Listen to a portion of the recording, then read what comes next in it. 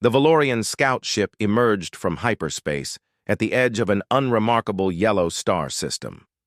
Commander Zekthor's sensory stalks twitched with mild interest as the scanning arrays came online, cataloging the third planet from the sun. Water, nitrogen-oxygen atmosphere, electromagnetic signatures indicating primitive technology. Another backwater world to document and forget. "Commander, you need to see this," his science officer clicked nervously. Zekthor glided to the holographic display, expecting nothing unusual. What he saw made his three hearts skip in unison. The planet's surface blazed with artificial light. Millions of structures, billions of energy signatures, and something else.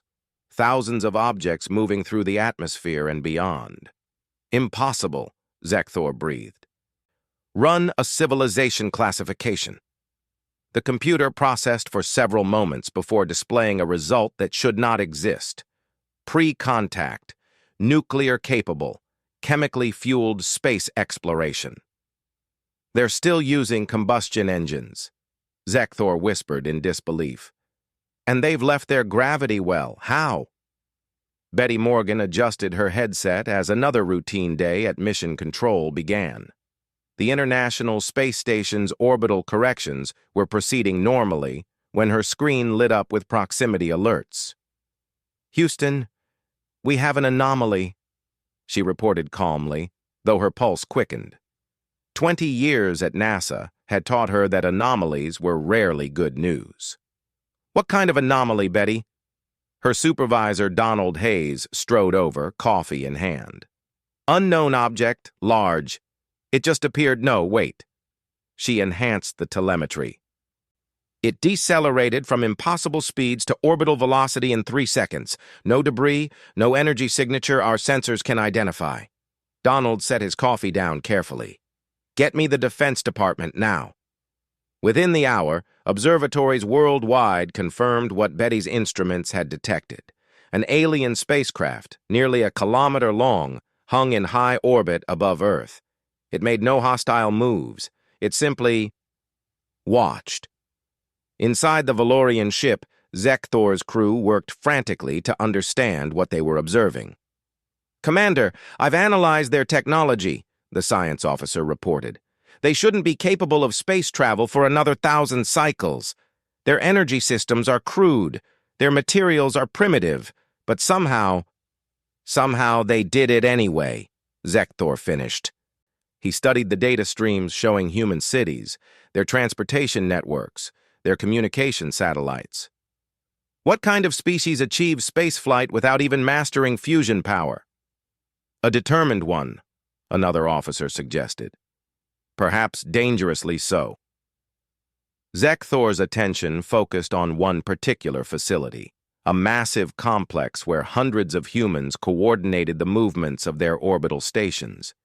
He activated the translation matrix, struggling to comprehend the communications flowing between the surface and their astronauts. What he heard chilled him. The humans were discussing failure rates, acceptable losses, risk assessments that would horrify any civilized species. They strapped themselves to controlled explosions and rode them into the void, knowing that death was always one malfunction away. And they did it willingly. Eagerly, even. "These creatures are insane," Zekthor muttered. Betty watched the alien ship through every telescope and sensor array humanity could aim at it. 3 days had passed. No communication, no movement, just observation. "They're scared of us," Donald said quietly, standing beside her workstation. "Scared? Donald, they crossed the stars to get here. What could they possibly fear from us?" Donald pulled up historical data on his tablet. "Look at our last century. 2 world wars, nuclear weapons. We went from the first powered flight to landing on the moon in 66 years. Betty, we did in decades what probably took most civilizations millennia." Betty stared at the data, seeing it with fresh eyes. Humanity had clawed its way into space through sheer stubbornness. They'd lost astronauts. They'd failed spectacularly, and every time they'd rebuilt and tried again. "We're the crazy species," she whispered. "Maybe crazy enough to survive," Donald replied. Zekthor made his decision. The Valorian High Council needed to know about this world immediately. These humans, these impossible, reckless, brilliant humans, represented something the galaxy had never seen. He compiled his report with trembling appendages. Species, human, planet, Earth, indigenous designation. Classification, extreme caution. They achieved spaceflight with technology we would classify as insufficient. They accept casualty rates we would consider catastrophic. They split the atom before leaving their planet. They explore their own oceans while simultaneously reaching for their moon. Most concerning, they show no signs of slowing down. Their rate of advancement is exponential.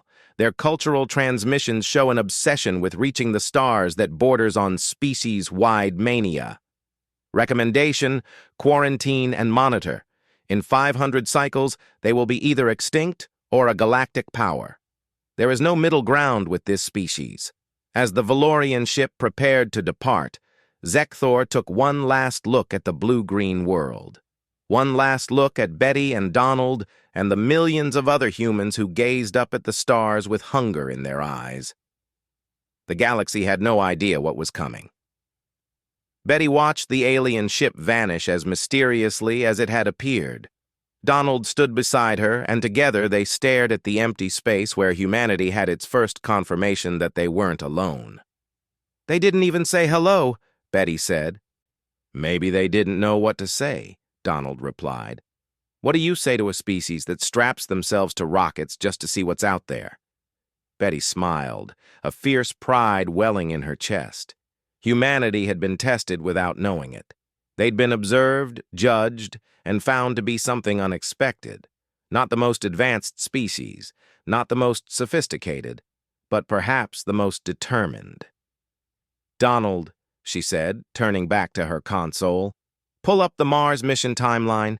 I think we should move up the launch date." Donald grinned. "Now you're thinking like a human."